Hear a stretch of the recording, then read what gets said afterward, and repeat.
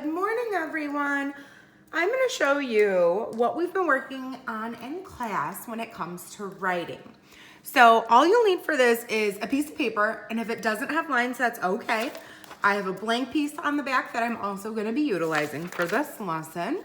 I'll also send a PDF of this sheet so that if you have a printer at home and you wanted the lines that we've been using in class, you can get those. I need some crayons and a pencil. And a lot of times it does help if you have your sight word or trick word cards with you as well, so that your children can look at those sight words if they're not sure how to spell them yet. So my first sentence, I'm gonna use these 3 sight words, and I'm gonna think of, what sentence can I create using these sight words? So I'm gonna create the sentence, the bat was his.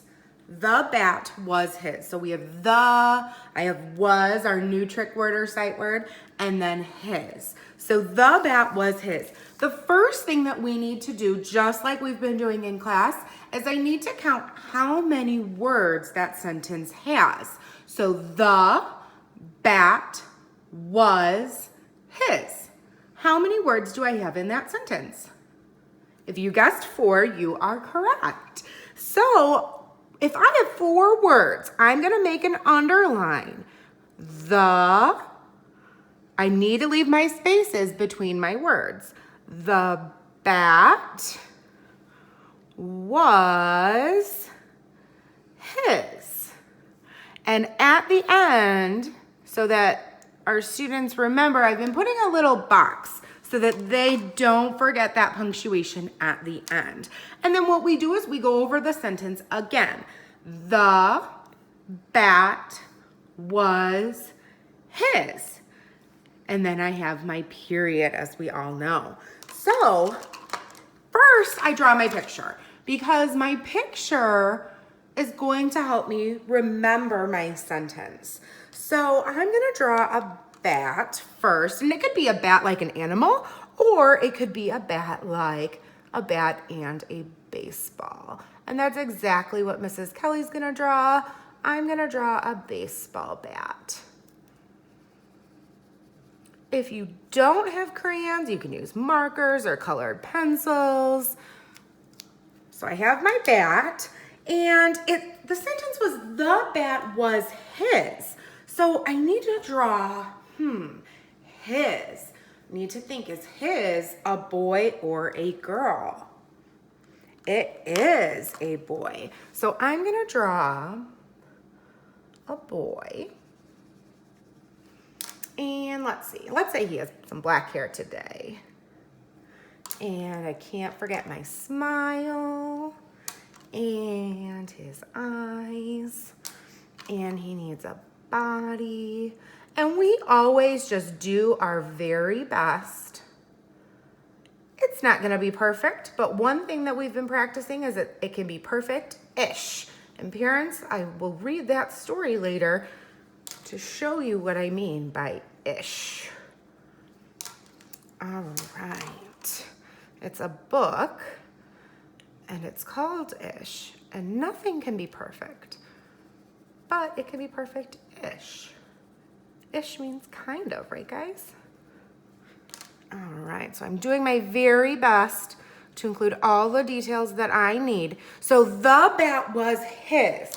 Right now I have my picture. I might need a little ball.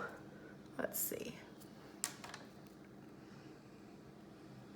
And is your picture gonna look exactly like Mrs. Kelly's picture? No, it won't. And that's okay. Because again, you can either do a bat like for Halloween, the bat was his, or you can do a different color baseball bat. It'll look a little bit different. But everybody is different, and that's why we are all awesome. I like to add a lot of details in my picture so that I remember this story, because remember, every sentence that we write is a story. All right, I think I'm done with my picture. So the bat was his. I'm gonna turn my paper over just like we do in class, and I have my lines here now. The bat was his. And now I can start writing. I have to think, how do I spell the? And if you don't remember, you have your trick word cards to help you. Or you can always remember our song. T-H-E, T-H-E, the, T-H-E. I'm gonna spell the, but what do I need right here? Do I need an uppercase or a lowercase t for my the? You're right, I need an uppercase T because it's the beginning of my sentence. I'm gonna use a different pencil or pen. T-H-E, so I have the. And then I just repeat the sentence over and over again. The bat was his. So I have the, what's my next word? Bat. Now, I don't have bat as a trick word, so I need to tap bat out. Can you help me tap bat out? Bat. B-A-T. Bat. All right, so that first sound that you heard in bat was B. You got it. B. B. All right, my next sound, B. What's that next sound? Ah. Bat. B-A-T. All right, so now I have bat. The bat. I have my two trick words. What's next? The bat was. And remember, the butterfly was a caterpillar. Was. So I'm going to spell was, W-A-S. The bat was, and I have one last trick word to help me. The bat was his.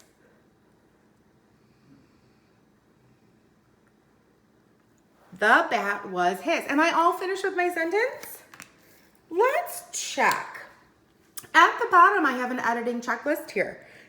Did I include my spaces? Do I have spaces in between all of my words? I sure do. Did I use my sight words or my trick words? The, was, and his? I sure did. Is my beginning letter an uppercase letter? It is. Oh no, that's exactly what I forgot. And some of you might have been trying to tell me that that's what I forgot. I need a period because this is a telling sentence. And one thing that we do, parents, in class is in order to tell if it's a telling sentence or an asking sentence, for a telling sentence, which is a period that we need, you are just telling somebody. So here's Mrs. Kelly. And if I say, please sit down, that's Mrs. Kelly telling somebody to please sit down. They didn't have to say anything back. Mrs. Kelly just told somebody something, so we need a period. For a question sentence, an asking sentence, if Mrs. Kelly asks, what did you do today? What did you do today? Mrs. Kelly's asking, what did you do today? Does he need to answer? Yeah, he's gonna say something back to Mrs. Kelly. Or if Mrs. Kelly says, what color is your shirt? He's gonna say back to her, my shirt is red. So for our question or our asking sentences, we say something back. And that's how we know if we need a question mark or a period. Remember, a period is telling. They don't need to say anything back. But a question sentence, you do. And it kind of curves just like a question mark curves. All right. I'm gonna go back to my sentence and I am gonna read it back to you, and I hope that you do the same.